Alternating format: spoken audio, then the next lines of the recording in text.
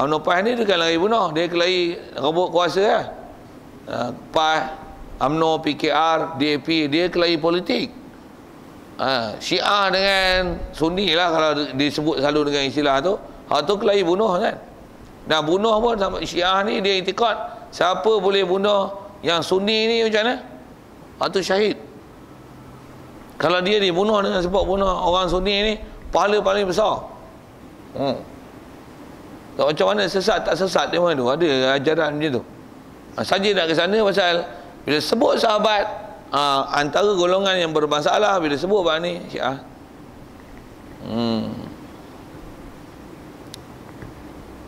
Baik. Jadi asal sebut ialah hari perang Badar. Sikit kalau sebut kemuliaan tuan-tuan, tengok ahli perang Badar ni pasal apa dia mulia? Dah lah baru masuk Islam. Masa tu baru hijrah ke Madinah. Kelengkapan tentera dhaif. Bilangan askar pula lawan dengan kafir sikit. Tu difardukan perang bulan puasa pula tu. Puasa Ramadan, Badar Kubra 17 Ramadan kan. Peristiwa perang Badar adalah 17 Ramadan. Orang Taala sebut dengan bahasa Qurannya disebut wa ma anzalna ala abdina yaumal furqan wa yaumal taqal jam'an. Hari perang Badar adalah Yaumul Furqan, hari pembeza antara Islam kafir, wa yaumal taqal jam'an, hari berhimpun dua kumpulan Islam kafir. Yang masyhur ulama tafsir sebut hari itu adalah hari perang Badar. Jadi hari itu adalah 17 Ramadan.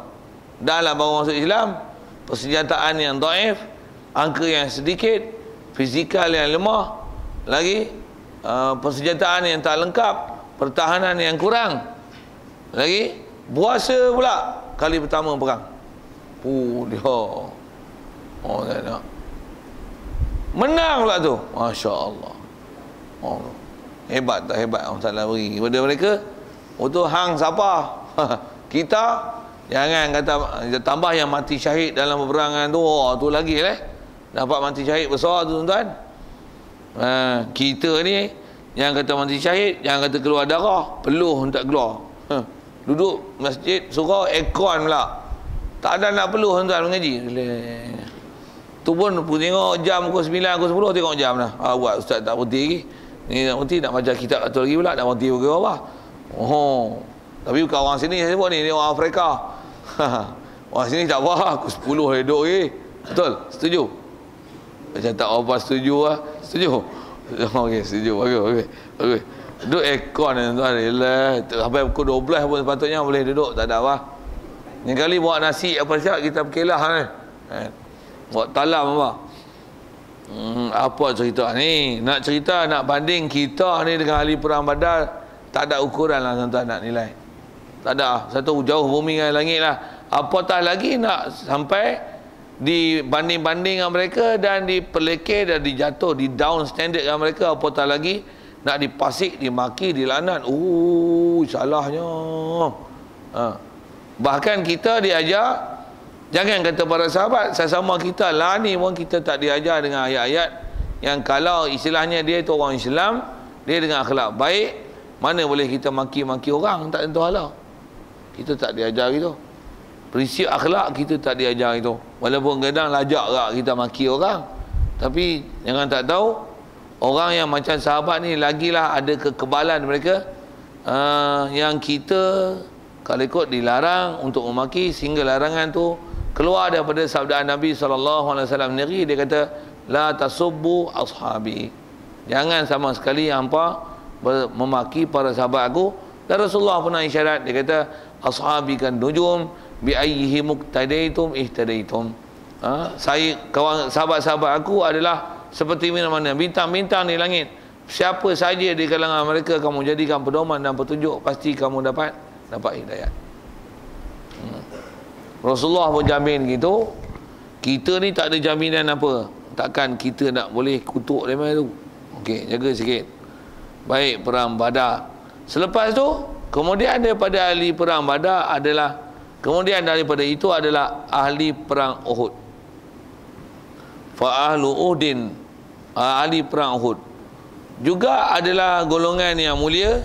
Dan atas sebut ulama, sekalipun ahli perang Uhud tu kita kena beri kemuliaan. Ahli perang Uhud termasuk dalam ahli pemanah yang Rasulullah suruh stay di atas bukit yang ada senarai lebih kurang 70 orang, yang mereka ni turun yang istilahnya mengingkari Rasulullah lah, kerana suruhan tu suruh bertahan di bukit Uhud, jangan turun walau apa saja terjadi. Tapi mereka turun sekalipun hak sahabat hak tu, termasuk dalam senarai orang-orang mulia dalam peperangan Uhud, umumnya para sahabat. Tak ada siapa di kalangan mereka kita boleh kutuk, pasal mereka turun daripada posisi bukit Uhud untuk bertahan tu bukan di atas kerana kosot derhaka pada Rasulullah, engkar Rasulullah, tidak sama sekali. Yang tu yang kita kena faham fakta sejarah. Pasal kita kadang-kadang dimomokkan cerita para sahabat ni, dan diceritakan dengan cara penceritaan sahabat dengan cara yang salah. Dengar sikit macam mana cara penceritaan sahabat dengan cerita yang salah. Misalnya ahli perang Uhud tu lah, khususnya yang pasukan memanah tu, dan ada isyarat di situ. Memanah adalah memang sunnah, Rasulullah pun suruh dan pernah isyarat, alimu auladakum ar-rimayah wasibaha wa rukubal khail, ajar anak-anak kamu memanah, berenang dan menunggang kuda. Jadi memanah benda besar. Macam mana pun asal nak sebut adalah pasukan memanah tu berdosa ke? Tidak. Mereka turun daripada bukit Uhud tu, kalau ikut sejarahnya, adalah kerana telah melihat kemenangan dalam Islam. Pasal kisah dia ni bukit Uhud, dia orang duduk atas bukit ni, katalah gini, duduk atas bukit ni. Jadi orang duk perang tu, mereka pasukan panah. Manah ni yang tuan main jarak jauh punya, PJJ kan. Peperangan jarak jauh, bukan perlu bertemu. Oh. Dulu punya arrow saya tak tahulah macam mana bow arrow dia, tapi faham tu memang siapa ahli panah dulu dengan kaedah tradisional dia tu, tapi masih ada kepakaran dan kemahiran dengan jarak yang jauh, dengan kemahiran dan kestabilan memanah. Bayang tuan, sampai naik kuda boleh mana? Pup. Kena oh. Kita menembak pegang dua tangan pun. Okey, sikit lepas tu. Saya nak sebut tahu mana tu. Jadi bila dia panah, kalau ikut bila dia duduk pasukan mana ni, yang tentera hak bawah ni, jadi bila dia panah kena orang kafir kalah. Masa tu pasukan tu diketuai oleh Khalid Al-Walid yang kafir. Masa tu dalam keadaan kafir, dia belum masuk Islam lagi. Masa tu Khalid Al-Walid tak Islam lagi kan. Dia larikan diri. Tapi larikan diri rupanya bukan lari kalah. Dia pusing bukit Uhud ni. Jadi sahabat ni dia tengok dah lari, rasa menang lah. Lepas tu buat apa? Macam-macam tuan-tuan dah bawah tu. Pedang, kerih, kerih ada kot. Saya tak sebut. Lagi cerita roti jala cicah kuah kari pula. Sedap. Tak faham tu lah saya sebut apa tu. Saya sebut kerih tu, satu saya silap tu. Pedang ada. Macam-macam. Pasal bila perang, dia ada istilah harta khazanah perang kan. Pasal orang pergi perang bukan tangan kosong kan. Dia pakai macam-macam. Senjata lah, baju kebay apa, macam perisai. Nak buat bukannya sikit belanja tu. Pula tu pula ada kadang-kadang pakai perhiasan emas, subang, gelang, cincin. Orang pergi perang dulu megah macam-macam tuan. Tu kenderaan dia naik dengan kuda lah apa-apa tu. Oi, besar tu. Macam syok. Tuan tengok syok. Terpergi pasal malam pun syok gila sampai tak pergi mengaji. Betul. Jadi tak pergi pasal malam, tak main jemaah, masalah. Adakah dengan sebab tu jadi fasik jahat, jadi hukum terus nak laknat sahabat? Woi, nak laknat orang pergi pasal malam dulu. Itu nak laknat orang pergi pasal malam. Nak laknat orang main jemaah tapi tak main mengaji. Laknat tu dulu. Pasal dia orang bukan ada masalah apa. Dia orang turun pun pasal dia orang dah rasa menang. Bila turun, pasukan tu pusing. Ya kan? Main serang balik. Duduk bawah lah. Dengan kelengkapan tentu yang kurang. Panah kalau ada takat 5-6 orang, nak lawan dengan askar yang ada 200-300 tumpah kan, tak menang mana. Satu kalah pun pusingan tu lah. Kemudian sehingga Rasulullah pun istilahnya luka dalam bab peperangan tu. Itu satu hal. Macam mana nak cerita apa? Sahabat yang walaupun yang turun daripada posisi Bukit Uhud untuk jaga, untuk kawal dalam bab memanah, tu pun tersenarai sebagai orang-orang mulia yang termasuk dalam sahabat-sahabat yang ranking teratas di kalangan umat Nabi SAW. Kita jangan usik kemuliaan itu. Jangan usik kemuliaan itu. Dan jangan dicerita peperangan Uhud, sahabat yang duduk tu kita maki-maki dan laknat dia. Walaupun ada bahasa dalam Quran disebut minhum man yuridud dunya wa minhum man yuridul akhirah. Ada sebahagian mereka yang nakkan akhirat, nakkan dunia. Dunia pun atas syarah ulama tafsir nak akan harta ghanimah. Ada di kalangan mereka ni memang tak ada hati langsung harta ghanimah. Dia orang yang penting ada Islam. Macam mana pun di kalangan sahabat, dia pun bukan matlamat sangat harta ghanimah tu, tapi dah tengok depan mata kan. Kita pun tengoklah depan mata, hai berkejuar ambil juga. Tambah pula zaman tu zaman susah kan. Zaman kita zaman sedang lah ni pun tak apa pergi, tambah zaman mereka. Dan mereka tu dengan didikan Rasulullah, dengan keimanan yang kukuh, boleh pergi perang tu dengan perang Badar. Dah lah dulu perang Badar dah susah, ni perang Uhud pula. Jadi memang jangan ada apa-apa sangkaan buruk kita bahawasanya mereka ni memang kosot sengaja untuk melanggar arahan Rasulullah. Tidak sama sekali. Tidak sama sekali. Satu letak ranking atas. Baik. Selepas itu siapa? Kemudiannya adalah ahli bai'atur ridwan. Baik, sebelum ke bai'atur ridwan tu, macam mana pernah ada sabda Nabi, kalau ada bunyi-bunyi orang duk kata pada para sahabat, sahabat-sahabat dia, sedangkan dia pernah menyertai perang Badar, berbanding dengan ada orang yang baru masuk Islam selepas itu yang tak menyertai perang Badar, Rasulullah akan beri penghormatan qad syahida badran. Kalau yang pergi perang Uhud, Rasulullah akan kata qad syahida Uhudan. Dia menyertai perang Uhud tau. Kau jangan kata apa kat dia. Dia menyertai perang Uhud tau. Okey, siap.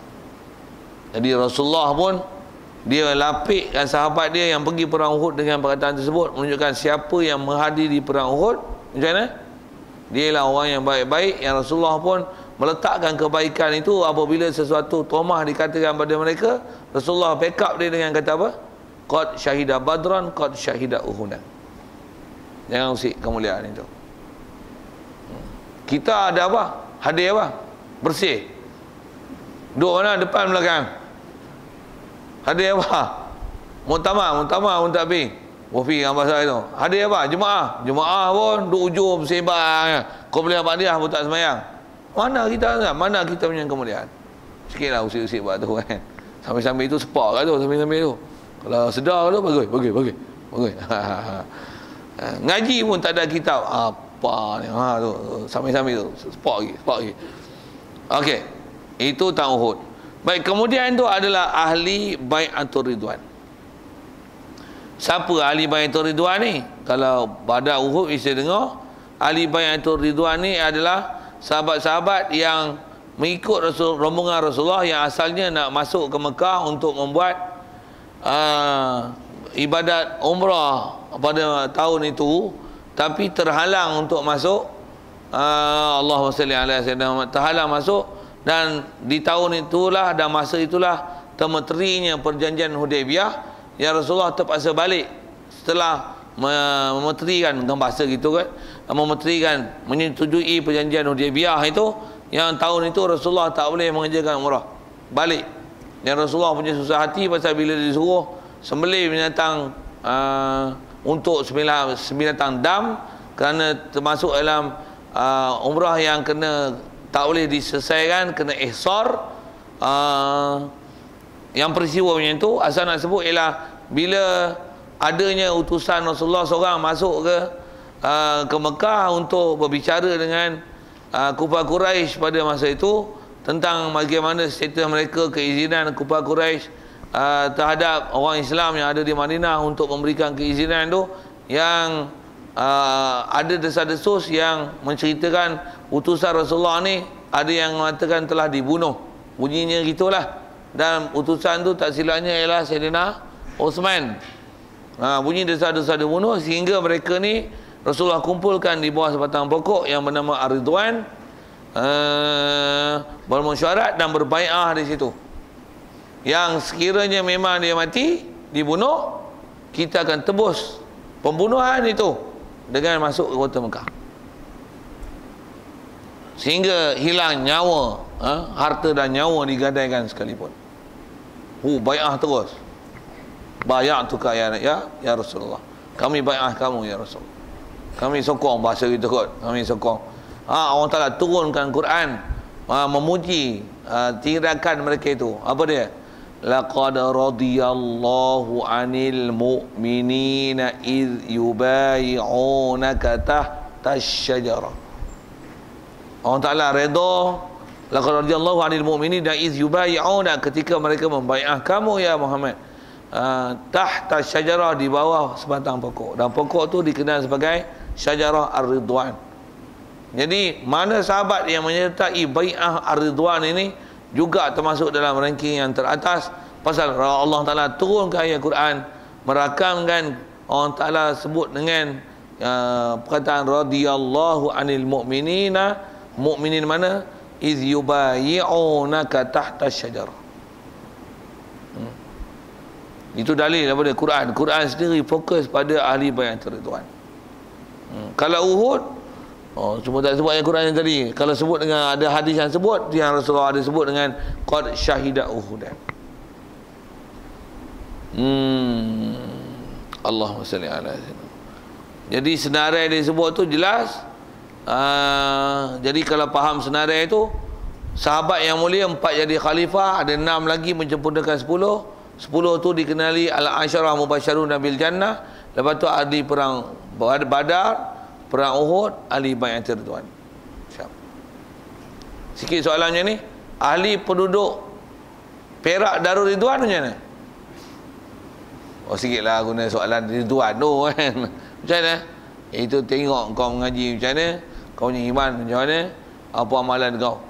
Ke atas kita tak ada apa-apa jaminan Ridwan, walaupun boleh nama Darul Ridwan ke apa ke, kita tak dapat martabat macam mana dapatnya mereka, pasal kita tak ada jaminan.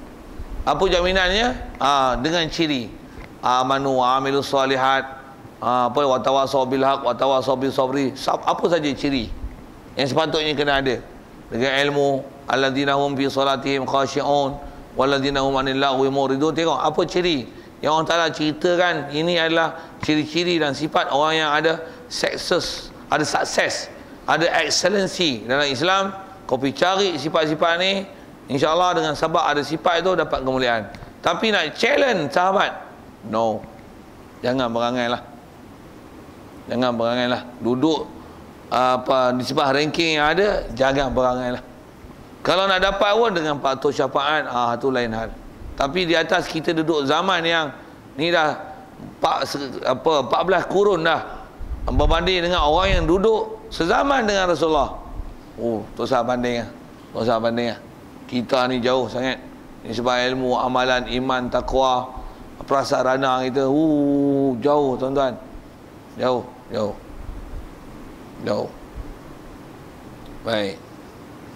Selesai tentu.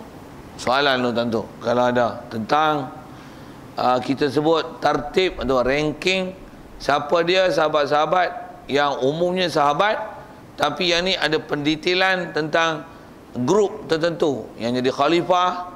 Ada 6 lagi yang mubasysyarun bil jannah. Kemudian ahli perang Uhud, perang Badar, perang Uhud, bai'atul Ridwan. Soal. Ya.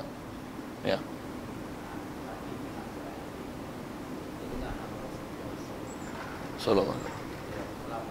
Ya.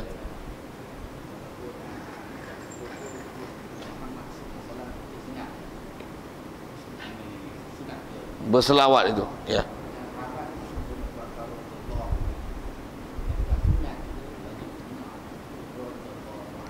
Ya. Soalan ditanya, adakah jadi kita sebut Rasulullah memang kita disuruh selawat. Ya ayyuhallazina amanu sallu alaihi wasallimu taslima. Wahai orang beriman, selawatlah atas Nabi. Jadi Allah Ta'ala perintah kita berselawat dan salam kata Rasulullah. Kalau selawat saja makruh, salam saja makruh. Kata Rasulullah selawat dan salam. Itu yang kita sallallahu alaihi wasallam. Sama ada sebut nama Rasulullah, sifat Rasulullah, akhlak Rasulullah, peribadi Rasulullah, ataupun sebut dengan istilahnya ganti nama pada baginda Nabi. Nabi walaupun tak sebut nama Muhammad, tapi Nabi itu ialah Nabi Muhammad sallallahu alaihi wasallam. Sebut kan? Disuruh kita doa. Atau sebut ulama sekurang-kurangnya satu majlis at least once in one majlis. Habis kedekut lah tu. Kalau tak sebut langsung, dikhawatiri takut-takut tak ada perasaan cinta dan kasih Rasulullah. Paling baik macam mana? Sebut je nama Rasulullah. Meluap-luap Rasulullah sallallahu alaihi wasallam. Sallallahu alaihi wasallam. Kalau dengar orang menasyid pun, kalau katalah kita tak faham, tapi bila sebut aja nama Rasulullah, kita pun selawat. Katalah gitu. Okey, bab Rasulullah macam tu. Kesahabat adakah disuruh? Ya. Pasal memang ada tafsirannya. Kalau kita belajar bab hadis, ada suruhan Nabi. Lagipun kalau atas sebut kaedah ulama ambil istidlal daripada ayat Quran, ya Allah pun meletakkan dengan istilah radhiyallahu anhum wa radu anhu. Satu ulama ambil faham, kalau Allah pun memuji mereka dengan menyebutkan ciri radhiyallahu anhum wa radu anhu, disunatkan. Itu ulama ambil faham dan diijma'kan oleh ulama ahli sunnah wal jamaah, mengatakan memang sunat mendoakan para sahabat dengan kalimah taraddi. Istilah taraddi ini maksudnya menggunakan lafaz radhiyallahu anhum. Satu, kita diajar didikan menyebut dan mendoakan sahabat ni selalunya sembahyang tarawih. Itu yang sebut al-khalifatul awal ba'da Rasulullah sallallahu alaihi wasallam amirul mukminin sayyiduna Abu Bakar As-Siddiq. Jawab. Tu ulama kita, tu kaedah ulama ahli sunnah wal jamaah tu, tuan-tuan. Satu tuan-tuan duk tinggal lah ni amalan tu, tak mustahil tau. 10 tahun akan datang punya bengong dalam bab tu, bila sebut Sayyidina Abu Bakar macam mana? Zaman lah ni sebut Nabi, orang banyak nak tak selawat lah. Sebut sahabat Abu Bakar, Umar, Uthman. Tapi kalau Ali karamallahu wajah, jerit itu macam Syiah. Tak, indikator kan. Itu ada satu serangan juga, tapi serangan tu asalnya Wahabi tu. Dia duduk kata bid'ah. Bengong sama dengan Syiah kat tu pun. Dari si sudut betul dia tu ada masalah kat tu. Nak syarah panjang tu, tapi saya nak sebut apa masalah nak berselawat di antara sembahyang tarawih. Sikit nak bahas tu agak panjang, cuma nak kata tu yang ulama kita ajar pasal tarawih pun saja nak syarahkan dari sikit di atas selawat itu, di atas jawapan jawablah tu. Memang kita disuruh, dan antara latihan ulama kita ajar supaya kita memuliakan para sahabat tu, dia ajar dalam ibadat yang kita duk buat sambil-sambil itu menyebut nama orang baik-baik. Sebut Rasulullah, sebut Sayyidina Abu Bakar, sebut Umar, Uthman, Ali, 4 khalifah. Sikit kalau sebut tu boleh kan sebut. Memang Rasulullah tak pernah buat kerja macam tu, berselawat-selawat ni di antara sembahyang tarawih. Tapi salahkah buat demikian? Di atas adakah yang tu Rasulullah buat? Tidak. Tapi ada isyarat daripada sabdaan Nabi. Sahabat disuruh doa, dan disuruh Al-Quran ada disuruh selawat, dan faham daripada tarawih, nama sembahyang tarawih maksudnya sembahyang rehat. Dan rehat ni kalau nisbah ahli Mekah zaman para sahabat, begitu juga zaman tabi'in dan tabi'in, zaman ulama-ulama salaf dulu, mereka ni bila 4 rakaat kalau duduk di Mekah dia akan tawaf 7 kali. 4 rakaat tawaf 7 kali. 4 rakaat 7 kali. Jadi dia tak sembahyang direct 20. Dia akan 4 1 rehat, 4 1 rehat, 4 1 rehat. Tu yang kita 4 ada selawat, okey. Dan ada doa. Pula tu doa minta pula fadlan minallah wa ni'mah wa maghfiratan wa rahmah. Cuma kita bila tak dihalusi dan tak disyarahkan apa benda duk sebut tu yang nak jawab pun tak apa, faham pun tak. Dah jadi ada kebiasaannya. Macam mana pun tuan-tuan tak tahu apa disebut benda apa. Fadlan minallah wa ni'mah wa maghfiratan wa rahmah. Maksudnya apa tu?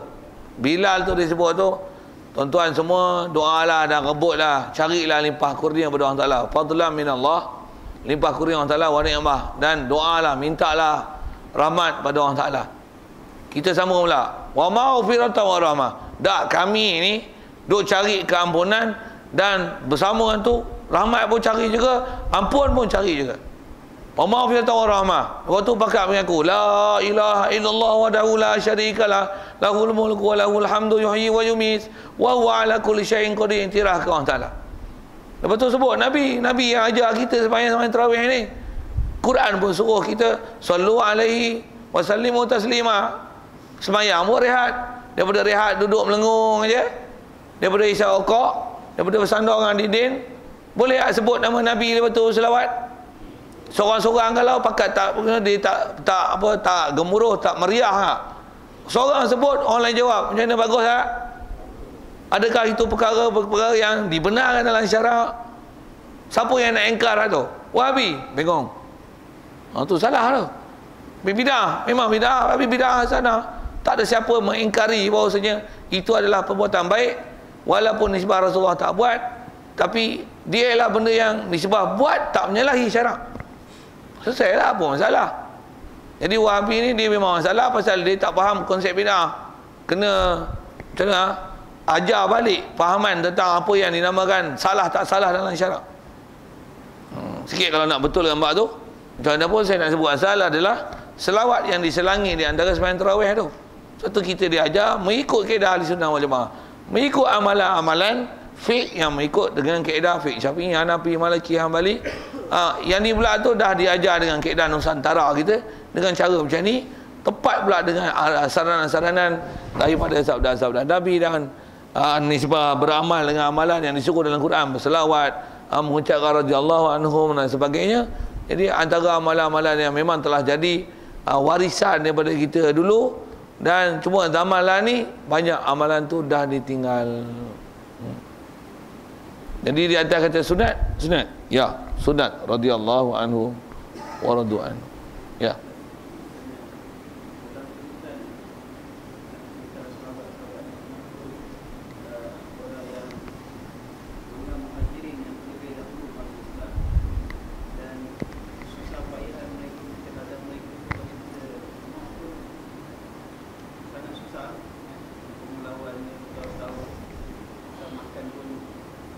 Susah.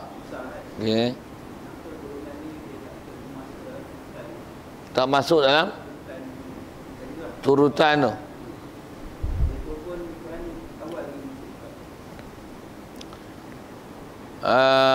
Soalan yang ditanya ialah kenapa golongan muhajirin, maksudnya orang penduduk Mekah yang hijrah ke Madinah ni, yang kalau nisbah masuk Islam ni, mereka adalah golongan yang awal-awal yang bersusah payah, yang bermati-matian mempertahankan akidah, dan mereka sanggup mati di atas mempertahankan akidah Islam.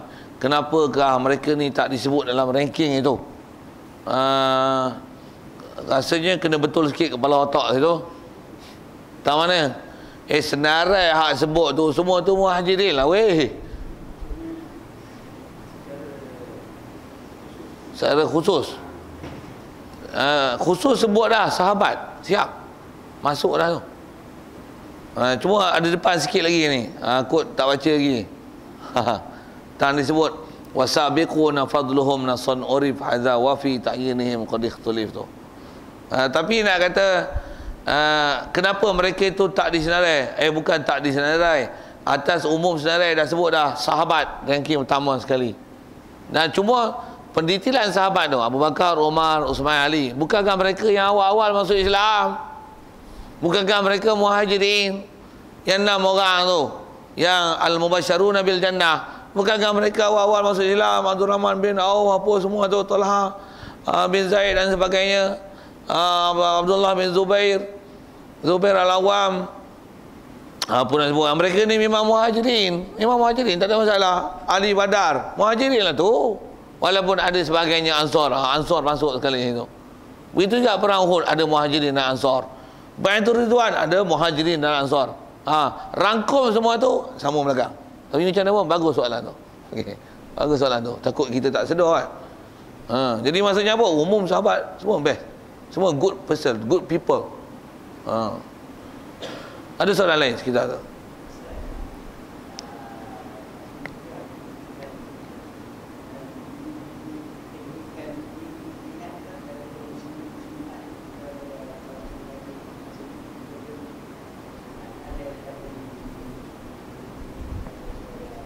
Ada apa?